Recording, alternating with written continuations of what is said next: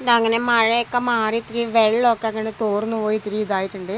ഇത്തിരി ഇങ്ങനെ വെള്ളമൊക്കെ പോയി രക്ഷപ്പെട്ടിട്ടുണ്ട്. വെള്ളമൊക്കെ പോയി കഴിഞ്ഞു. പിന്നെ ഇതാ അപ്പോഴേക്കും ചപ്പ് ചവറൊക്കെ ഉണ്ടല്ലോ നിറഞ്ഞു കിടക്കണുണ്ട് കേട്ടോ. തുണിയൊക്കെ കാറ്റിലെങ്കിലും ഉണങ്ങി കിട്ടുമെന്ന് പറഞ്ഞിട്ട് ഇട്ടിരിക്കുവാണ്. നായ്ക്കുട്ടികൾ ചോറ് കഴിക്കാൻ വഴിയുണ്ടോ നോക്കാണ്. രണ്ട് ചൂല് കൊണ്ട് കൂട്ടി വിട്ടപ്പോഴത്തേക്കും ഇത്തിരി ക്ലീനായി കിടക്കണുണ്ട് കേട്ടോ. മാത്രമല്ല ഈ ചൂലിൻ്റെ ചൂടൊക്കെ തട്ടുമ്പോൾ പെട്ടെന്ന് പുല്ല് മുളച്ച് വരില്ല. അതാണൊരു ഏറ്റവും വലിയൊരു നല്ല കാര്യം കേട്ടോ.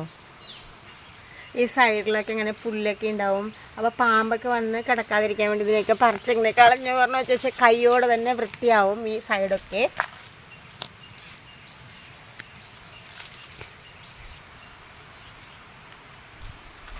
രണ്ടോ കൈയോടെ തന്നെ ആ പുല്ലൊക്കെ പറിച്ച് കളഞ്ഞിട്ട് അത് അടിച്ചു വെക്കാന്ന് വെച്ചാൽ ക്ലീനായിട്ട് ഭംഗി ക്ലീനായിട്ടോ. ഇതായിട്ട് അങ്ങനെ നമ്മൾ മീൻ വറവൽ റെഡി ആയിട്ടുണ്ട്.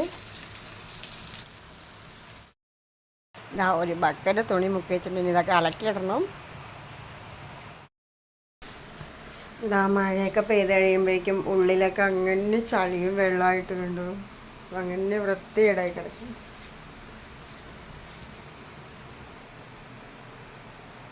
രാത്രിയാവുമ്പോൾ കണ്ടോ നേരം ഇരുട്ടി തുടങ്ങുമ്പോൾ മൃഗങ്ങളൊക്കെ പുറത്തിറങ്ങും കേട്ടോ. ആന, കടുവ, പുലി, കരടിയൊക്കെ ഉണ്ടാവും. അതുകൊണ്ട് രാത്രിയൊന്നും അങ്ങനെ പുറത്തൊന്നും വരാൻ പറ്റില്ല കേട്ടോ. ഉള്ളിൽ മാത്രം നിൽക്കാൻ പറ്റുള്ളൂ.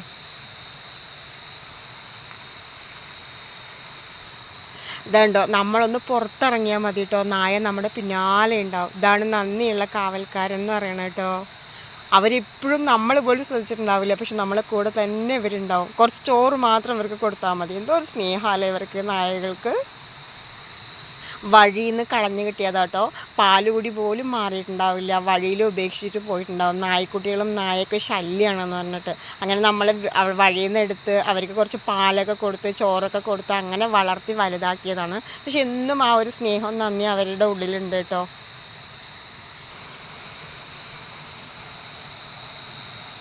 കണ്ടോ എവിടെയും വെളിച്ചമൊന്നുമില്ല, വീടുകളും ഇല്ല, ചുറ്റിലും കാടാണ് കേട്ടോ. ബാ ബാടി ഉള്ളിൽ പോ, ബാ പുലി വരും, ബാ ഉള്ളിൽ കയറി ബാ.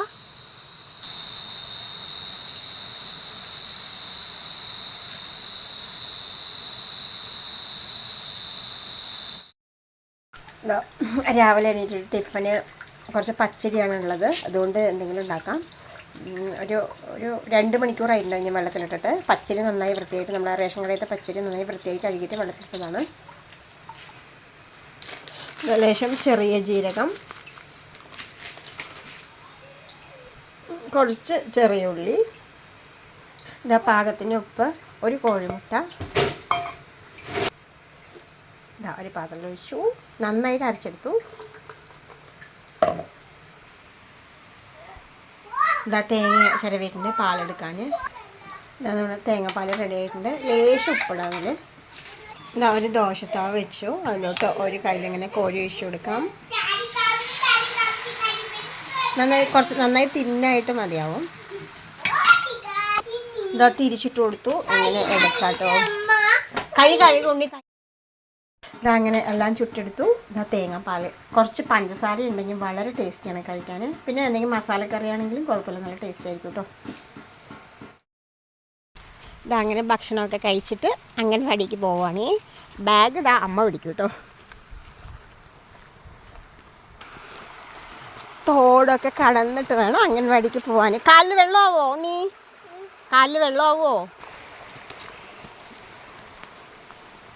ഈ തോട്ടിലേക്ക് കണ്ടോ വെള്ളമൊക്കെ ഇങ്ങനെ ഒഴുകി വന്നിട്ട് വെറും കല്ല് മാത്രം ഉണ്ട് കേട്ടോ. നടക്കുമ്പോൾ ഭയങ്കരമായിട്ട് ചെരുപ്പുണ്ടെങ്കിൽ പോലും കാലിൽ കുത്തും. ഇഞ്ചാന്ന് പറയുന്ന ഒരു സാധനമാണ് കേട്ടോ, നല്ല ഒന്നാം തരം. ഇതാണ് ഇഞ്ചാന്ന് പറയുന്ന സാധനം. ഈ ഇഞ്ച ഇട്ട് ചതയ്ക്കണ പോലെ ഇട്ട് ചതയ്ക്കണം കേട്ടോ എന്നൊക്കെ പണ്ടൊക്കെ പറയണ കേട്ടിട്ടുണ്ട് ഒത്തിരി. ഇതാട്ടോ നാഗവള്ളി എന്ന് പറയുന്ന സാധനമാണ്. ഇതാ ഇതിൽ തൊട്ട് പറഞ്ഞു വെച്ചാൽ 1 മണിക്കൂറിനുള്ളിൽ നാഗം വീട്ടിലെത്തിയിരിക്കും കേട്ടോ. കണ്ടോ വലിയ വള്ളിയാണ്. കാടിൻ്റെ ഉള്ളിൽ കൂടെ വേണം പോകാനായിട്ട് അംഗൻവാടിക്ക്. ഇവിടെയൊക്കെ കൂടുതലും ആദിവാസികളൊക്കെയാണ് കൂടുതൽ ഉണ്ടാവുക,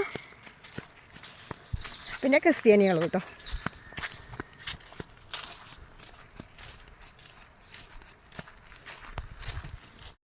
നടന്ന് ഇവിടെ എത്തി. ഇതാ റോഡൊക്കെ ഇതാ ഇപ്പോഴൊക്കെയാണ് കേട്ടോ കുറച്ച് നല്ല റോഡിലെത്തിയത്.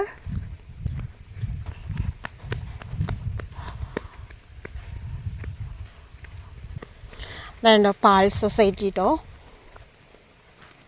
ഇതാ അംഗൻവാടി എത്താറായി.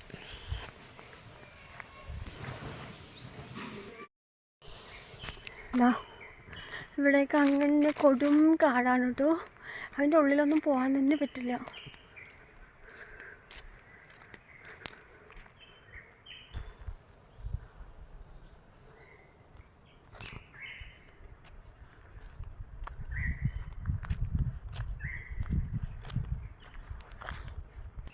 എന്നിട്ട് നല്ല ഉയരം കൂടിയ മരങ്ങളൊക്കെ ഉണ്ട് കേട്ടോ അതിനകത്ത്, ഈ കാട്ടിനകത്ത്.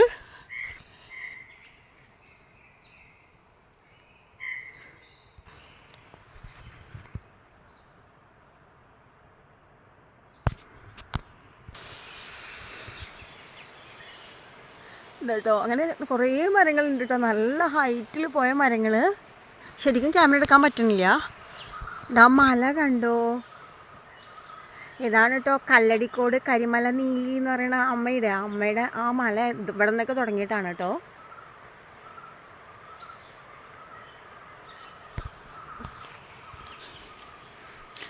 നാഗവള്ളി നാഗമരം കേട്ടോ. അങ്ങനെ തൊടാനോ അതിൻ്റെ അടുത്തൊന്നും പോകാനൊന്നും പാടില്ല കേട്ടോ. അതിനൊരുപാട് പ്രത്യേകതകളൊക്കെ ഉണ്ട്. ഇതുണ്ടോ മല. ഇവിടെയൊക്കെ മരങ്ങൾ മറിഞ്ഞിട്ട് ശരിക്കും കാണുന്നില്ല കേട്ടോ.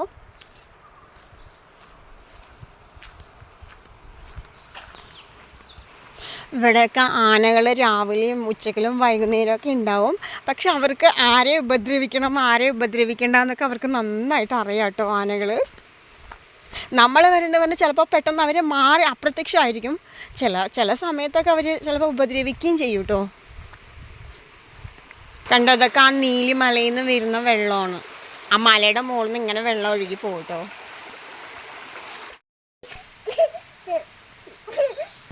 എന്താ അടച്ചിടാനൊന്നും